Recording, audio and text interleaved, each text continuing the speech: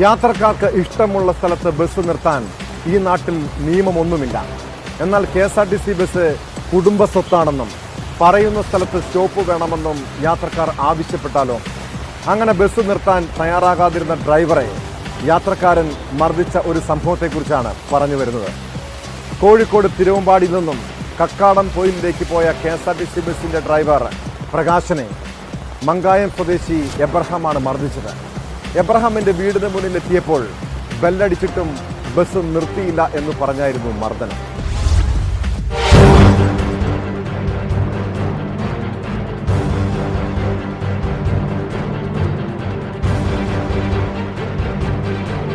കഴിഞ്ഞ ദിവസം തിരുവമ്പാടിയിൽ നിന്നും കക്കാടൻ പൊയിലിലേക്ക് പോയ KSRTC ബസിന്റെ ഡ്രൈവർ കക്കാടൻ പൊയിൽ സ്വദേശി പ്രകാശിനെയാണ് മർദ്ദിച്ചത്. മങ്കയം സ്വദേശി എബ്രഹാമിന്റെ വീടിന് മുമ്പിൽ എത്തിയപ്പോൾ ബെല്ലടിച്ചെങ്കിലും ബസ് നിർത്തിയില്ലെന്ന് പറഞ്ഞായിരുന്നു മർദ്ദനം. എബ്രഹാം ബെല്ലടിച്ചത് കേട്ടെങ്കിലും ഇടുങ്ങിയ റോഡായതിനാലും എതിർദിശയിൽ നിന്നും വലിയ വാഹനങ്ങൾ വന്നതിനാലും ബസ് നിർത്താനായില്ലെന്ന് ഡ്രൈവർ പറയുന്നു. ബസ് അല്പം മുൻപിലുള്ള സ്റ്റോപ്പിൽ നിർത്താൻ പോകുമ്പോഴാണ് എബ്രഹാം വന്ന് പ്രകാശിന്റെ തോളിൽ അടിക്കുകയും ഷർട്ട് പിടിച്ചു വലിക്കുകയും ചെയ്തത്. മർദ്ദനത്തിൽ പ്രകാശിന്റെ തോളലിന് അടക്കം പരിക്കേറ്റിട്ടുണ്ട്. ഡ്രൈവർക്ക് അപ്രതീക്ഷിതമായി മർദ്ദനമേറ്റതോടെ ബസ് നിയന്ത്രണം വിട്ട് തൊട്ടടുത്തുള്ള പറമ്പിൽ പോയി നിൽക്കുകയായിരുന്നു. ബസ്സിൽ നിരവധി യാത്രക്കാർ ഉണ്ടായിരുന്നെങ്കിലും ഭാഗ്യം കൊണ്ടാണ് വലിയ ദുരന്തം ഒഴിവായത്.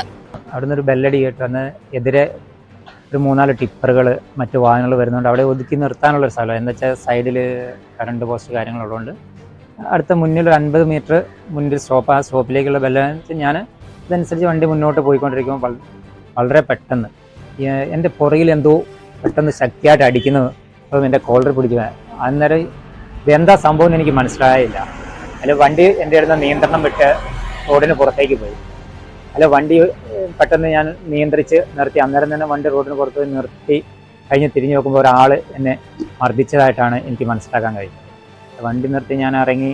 അപ്പോഴത്തേക്ക് ഇയാൾ ഡോറിൽ കൂടി ഇറങ്ങി ചീത്ത വിളിച്ചുകൊണ്ട് ഓടി പോവുകയാണ് ചെയ്തത്. മർദ്ദനത്തെ തുടർന്ന് ശാരീരിക അസ്വസ്ഥത അനുഭവപ്പെട്ട പ്രകാശിനെ ബസിന്റെ ട്രിപ്പ് റദ്ദാക്കി യാത്രക്കാർക്ക് മറ്റൊരു ബസ് ഏർപ്പെടുത്തിയ ശേഷം ആശുപത്രിയിൽ പ്രവേശിപ്പിച്ചു.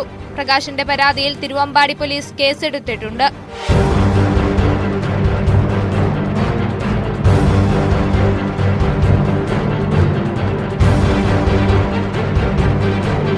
ന്യൂസ് 18 മുക്കം.